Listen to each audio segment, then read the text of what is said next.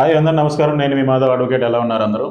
So last two క్లాసులో మనం చూసుకుంటే క్వశ్చన్లో సెక్షన్ ఇచ్చి అది దేంట్లో నుంచి ఇచ్చిందని చెప్పేసి కింద మ్యాటర్ ఇస్తే ఎలా చూడాలో మనం చూసాము, ఎలా ఆన్సర్ చేయాలో.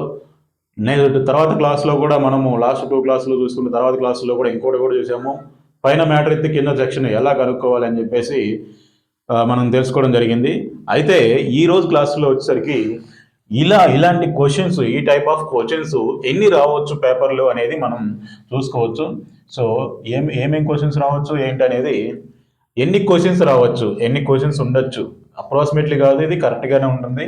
సో ఎన్ని క్వశ్చన్లు ఉండొచ్చు అనేది ఈరోజు చూసుకుందాం. అది బిఎన్ఎస్ఎస్ కానీ ఆర్ బిఎన్ఎస్ కానీ ఆర్ బిఎస్ఏ కానీ ఆర్ సిఆర్పిసి కానీ అండ్ సిపిసి కానీ అండ్ ఐపిసి కానీ and family law and advocates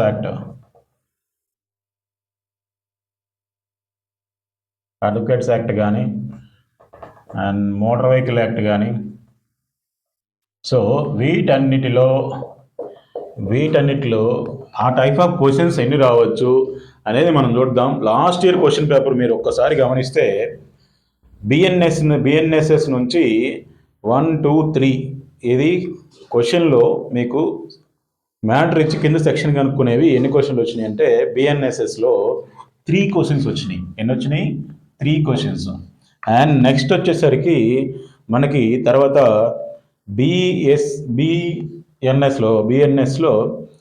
బిఎన్ఎస్లో ఆ టైప్ ఆఫ్ క్వశ్చన్స్ అనేది రాలేదు.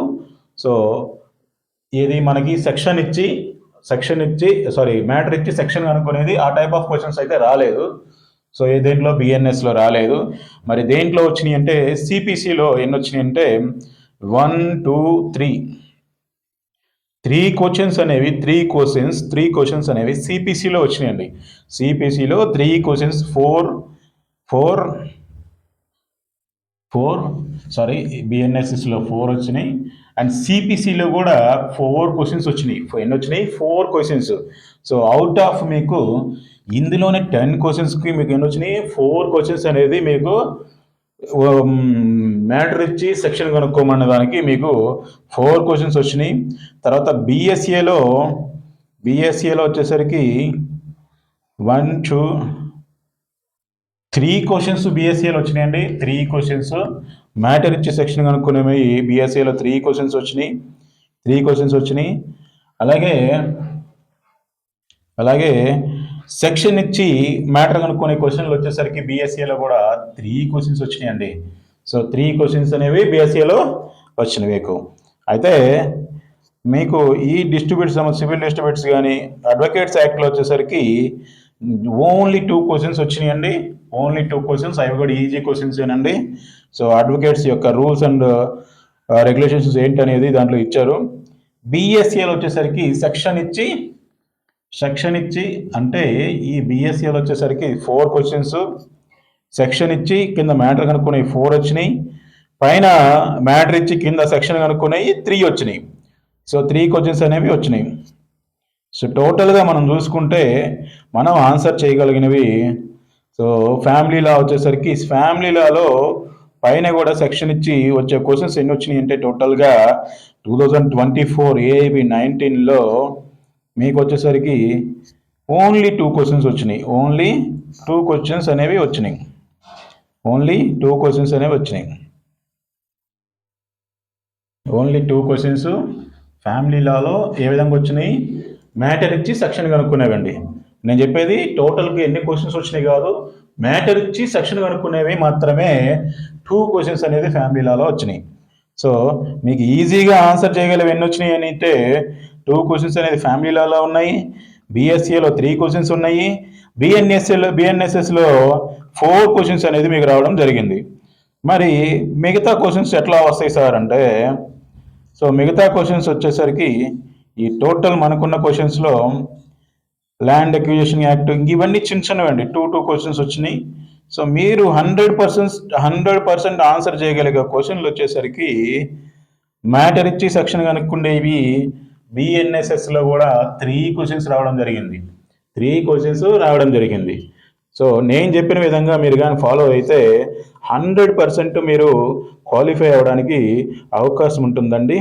సో కాన్స్టిట్యూషన్స్ వచ్చేసరికి 3 క్వశ్చన్స్ వచ్చినాయండి. కాన్స్టిట్యూషన్లో వచ్చేసరికి 3 క్వశ్చన్స్. ఏది పైన మ్యాటర్ ఇచ్చి కింద ఆర్టికల్ కానీ సెక్షన్ కానీ కనుక్కోమంటారు. ఈ టైప్ ఆఫ్ క్వశ్చన్స్ వచ్చేసరికి మనకి 3 క్వశ్చన్స్ వచ్చినాయి. సో టోటల్గా మనం చూసుకుంటే టోటల్గా మనం చూసుకుంటే ఎన్ని వచ్చినాయండి? 7 మార్క్స్ బిఎన్ఎస్లో. దీంట్లో ఏం 0, దీంట్లో ఎక్కడా లేదు. బిఎస్ఏలో 7 marks, సిపిసిలో 7 marks, family Lalo 7 marks, and advocates యాక్ట్లో 2 మార్క్స్, అండ్ కాన్స్టిట్యూషన్లో 3 మార్క్స్. సో టోటల్గా ఎన్ని మార్క్స్ వచ్చినాయి అంటే 7, 7, 14, 21, 28, 30, 33 మార్క్స్ అనేది మీరు ఈజీగా ఆన్సర్ చేయొచ్చండి. ఈజీగా మీరు 33 మార్క్స్ ఈజీగా ఆన్సర్ చేయొచ్చు. ఎలా అంటే బుక్స్ ఓపెన్ చేసి టైంలో బుక్స్ ఓపెన్ చేసి సెక్షన్ కానీ మ్యాటర్ కానీ ఇస్తే ఎలా ఆన్సర్ చేసే క్వశ్చన్స్, ఈజీగా ఆన్సర్ చేసే క్వశ్చన్స్ అనేవి 33 మార్క్స్ అనేది మీకు వచ్చినాయి. సో మీకు అవుట్ ఆఫ్ 45 ఓసీ అండ్ బీసీకి 45 మార్క్స్కి 33 మార్క్స్ మీరు కానీ చేస్తే ఇంకా రిమైనింగ్ ఎన్ని ఉంటాయండి? మనకి రిమైనింగ్ ఎన్ని రావాలి? 12 మార్క్స్ రావాలి. 12 మార్క్స్ అనేది రిమైనింగ్ రావాలి.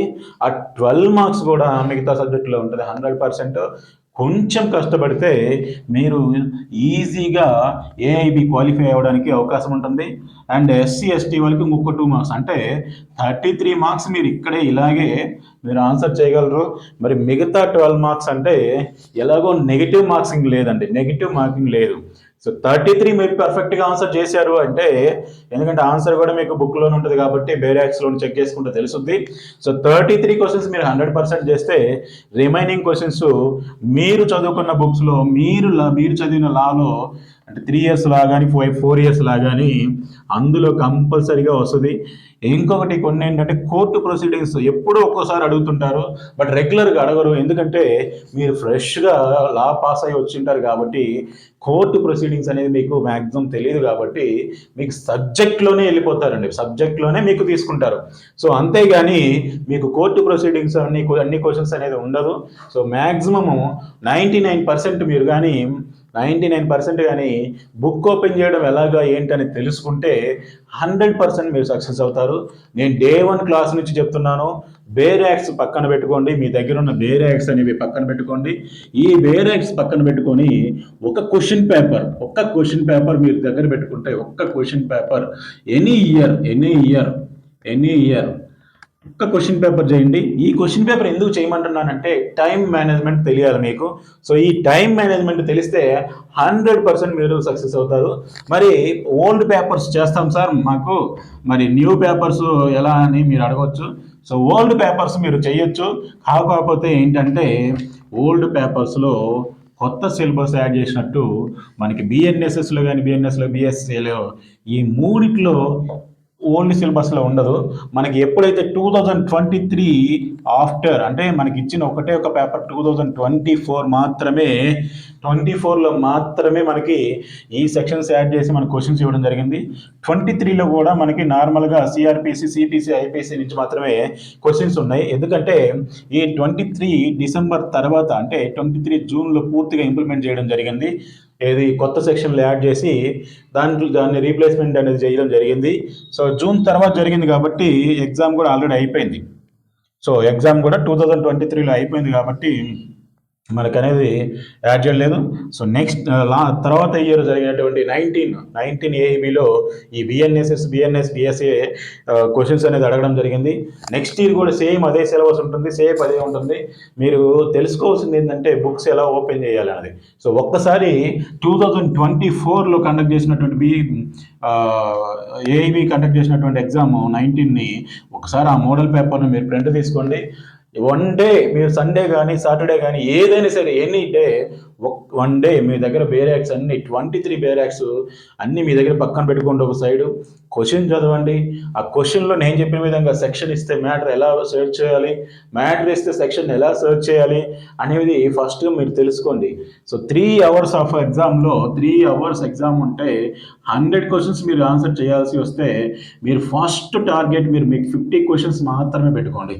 రైట్ ఆన్సర్స్ 50 క్వశ్చన్ పెట్టుకుంటే, ఎందుకంటే this is not a ranking, ఇది ర్యాంకింగ్ కోసం మనం చేసేది కాదు. సో ఓన్లీ మనం కావాల్సింది ఏంటంటే పాస్ మార్క్ కాబట్టి, సో మన target 50%, 50 marks 50 questions. So 50 క్వశ్చన్స్లో 33 questions last year వచ్చినాయి కాబట్టి నెక్స్ట్ ఇయర్ 40 కూడా రావచ్చు. సో మీరు ప్రయత్నం చేయాల్సింది, కొంచెం కష్టపడాల్సింది ఒక 10 మార్క్స్ మాత్రమే. సో ఈ 10 మార్క్స్ ఎలా వస్తాయి అంటే మీకు మోడల్ పేపర్ చేయడం వల్ల 100% వస్తుంది. అట్ ద సేమ్ టైం మీకు కూడా కొంత నాలెడ్జ్ అనేది కూడా వస్తుంది. బుక్ ఎలా ఓపెన్ చేయాలి, ఎంత టైం తీసుకుంటుంది ఒక క్వశ్చన్కి అనేది మీరు కానీ తెలుసుకుంటే 100% మీరు సక్సెస్ అవుతారు.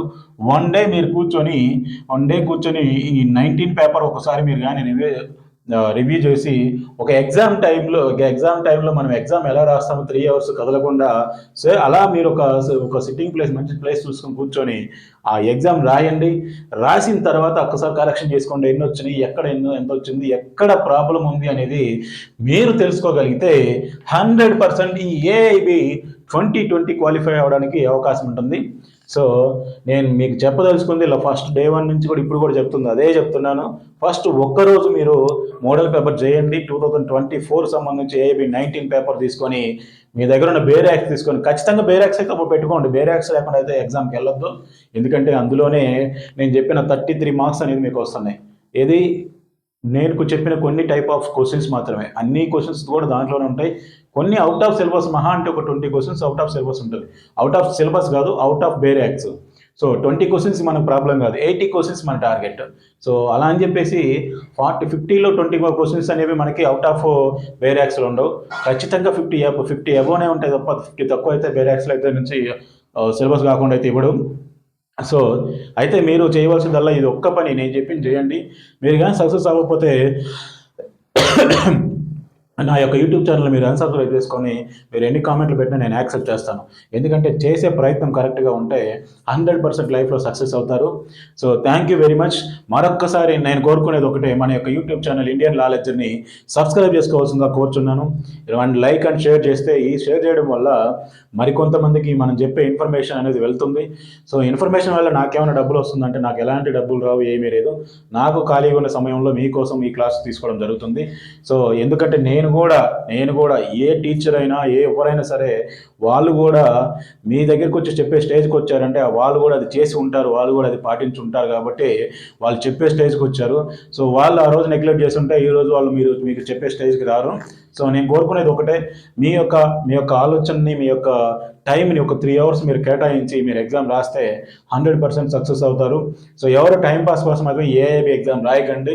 ఎందుకంటే భారతదేశంలో ఉన్నటువంటి నాకు తెలిసినంత వరకు కొన్ని ఎగ్జామ్స్ మాత్రమే, నీట్ ఎగ్జామ్స్, కొన్ని ప్రైవేట్ యూనివర్సిటీస్ కండక్ట్ చేసే ఎంట్రన్స్ టెస్ట్లకు మాత్రమే 4,000, 5,000, 6,000 ఫీజులు మాత్రం ఉంటాయి. బట్ గవర్నమెంట్ కండక్ట్ చేసాం. గవర్నమెంట్ అంటే మన AIB, all India bar examination అనేది కండక్ట్ చేస్తుందంటే ఇది అండర్ కోర్టు జ్యుడిషియల్ కింద ఉంటుంది కాబట్టి, సో దీంట్లో ఈ ఎగ్జామ్ కండక్ట్ చేస్తుంది ఆల్మోస్ట్ 4,000 రూపీస్ అవుతుంది మీకు. అప్లికేషన్స్ అయితే, ప్రింట్అవుట్లు అయితే, ఎనీవే ఏదైనా సరే ఓసీ అండ్ బీసీ క్యాండిడేట్స్కి మాత్రం 4,000, ఎస్సీ ఎస్టీ మైనార్టీ వాళ్ళకి మాత్రము ఆల్మోస్ట్ 3,000 రూపీస్ అవుతాయి. మరి డబ్బులు ఎవరికి ఊరికే రావండి. సో మీరు దయచేసి మీరు ప్రిపేర్ అవ్వాలి. 100% నేను లాయర్గా సక్సెస్ అవ్వాలి, ఫ్యూచర్లో అడ్వకేట్గా నేను కూడా 10 మందికి సేవ చేయాలి, లేదా నా ఫ్యామిలీలో కూడా ఒక మంచి లాయర్ ఉన్నారని మీరు అనుకుంటే ఖచ్చితంగా మాత్రము 100% ప్రిపేర్ అయ్యి మాత్రం ఎగ్జామ్ రాయండి. సో నేను ఒక 2-3 డేస్ అనేది అవైలబిలిటీలో ఉండనండి, ఒక పర్సనల్ ట్రిప్ మీద బయటకు వెళ్తున్నాను. సో 2-3 డేస్ తర్వాత మళ్ళీ నేను అగైన్ మీకు కంటిన్యూగా క్లాసెస్ అనేది అప్లోడ్ చేయడం జరుగుతుంది. థ్యాంక్ యూ వెరీ మచ్, ధన్యవాదాలు.